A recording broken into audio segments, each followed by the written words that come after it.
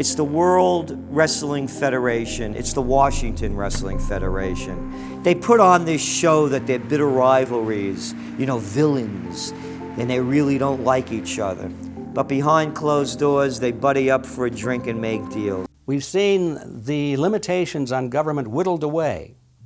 We have seen this erosion to the point where today it seems like nobody does care.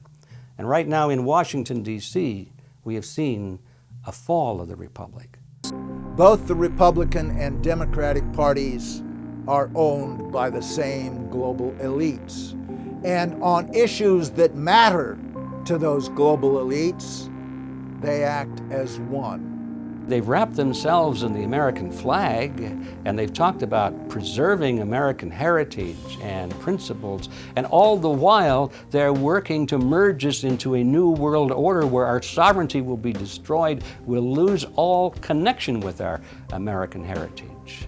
It started with the very beginning when you established that there was a Federal Reserve System given the power of the state to create money out of nothing, and to do so without any regard to the will of the people, without any regard to what's behind the money system.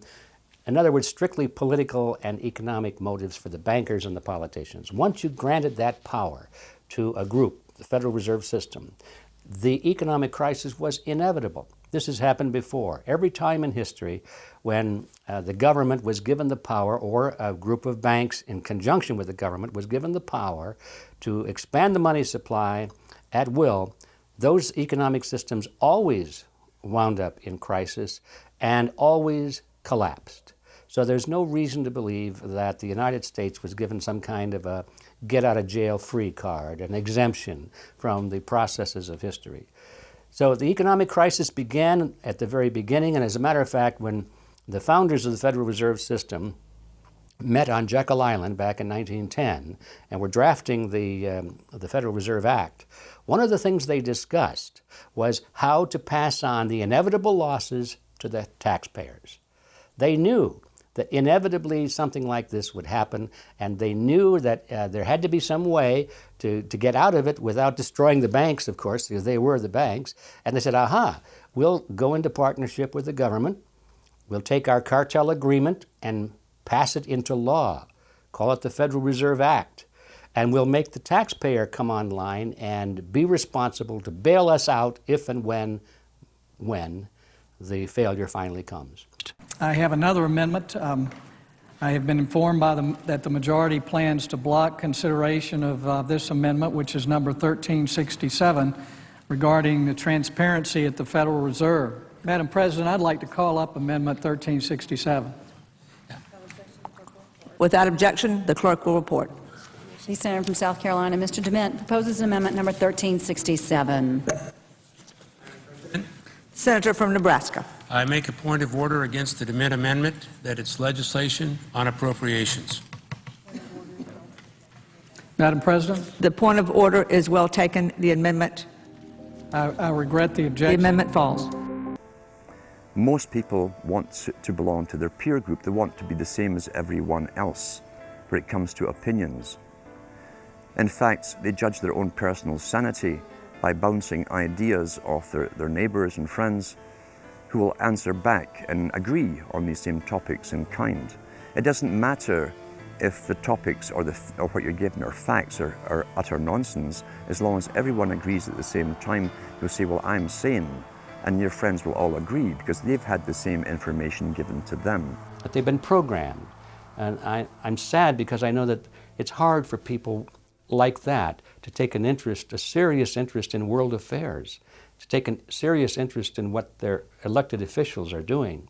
And they're not going to be really inclined to study or discover the deception that's being used against them. And so I'm sad because I see all of that in a flash in my mind as being an indication of how easy it is for the masses to be manipulated. The globalists who know that Obama is going to promote their plan want to make him such a superhero that nobody will question what he's doing. They'll be so preoccupied with who he is, or where he is, or what he's saying, or what he's wearing, or something like that. The idea of making him into a celebrity is very valuable because that way people are less inclined to ask, what is he doing? So that's very useful to these people. You know, you got time to watch baseball, you got time to watch football, you got time to entertain yourself. But I think a knowledgeable public we're losing, and we've got to get people back on track to paying attention, because if you don't pay attention to your government and what they're doing, you're going to pay some dire consequences for it. Unless we become active and become influential in the power centers of society, there's nothing we can do about it. Just knowing about it is not enough. And as long as we are given at election time an option between the Republican candidate or the Democrat candidate, both of whom have been selected by members of the Council on Foreign Relations and both of whom have the same general policies, that's not going to change anything either. So the real issue is, so what? And the answer is we've got to recapture control of the power centers of society. The people have a decision to make. Our nation has been seized in the jaws of a global corporate takeover. The republic is passing into history. We're losing our freedoms. And it's up to every man, woman, and child in the United States to decide whether we're going to be fooled by the slick propaganda of the social engineers or whether we're going to restore the republic. The values expressed by our founding fathers and the Declaration of Independence and other documents are very important to these times, and it's now our chance to manifest those documents. Now is the time for all good men to come to the aid of their country, because the country is being stolen from us in broad daylight. Not only stolen metaphorically, but financially as well. The numbers don't lie. The American people, having been educated as to the truth, then have to rise up and demand and get a government that starts serving them. We need a change, and it isn't going to come from Democrats and Republicans. It has to come from the American people. Dissension is the greatest form of patriotism, and I believe that. Because if you don't hold your elected officials' feet to the fire and pay attention, you are going to get bad government. So it's imperative for all of us. It's our job as citizens of this great country to pay attention. This is our last chance to not relive history. Hundreds of nations have fallen to tyranny in the last century alone.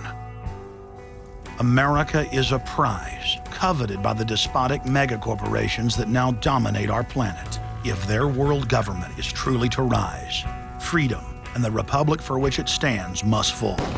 Now is the time for all good men and women to come to the aid of their country. One of the greatest events in history is taking place before our very eyes. For many generations into the future, our progeny will look back on this time as either a place where humanity rose to the challenge and made a stand against the forces of darkness, or as a time when the planet fell into the grip of a merciless high-tech tyranny.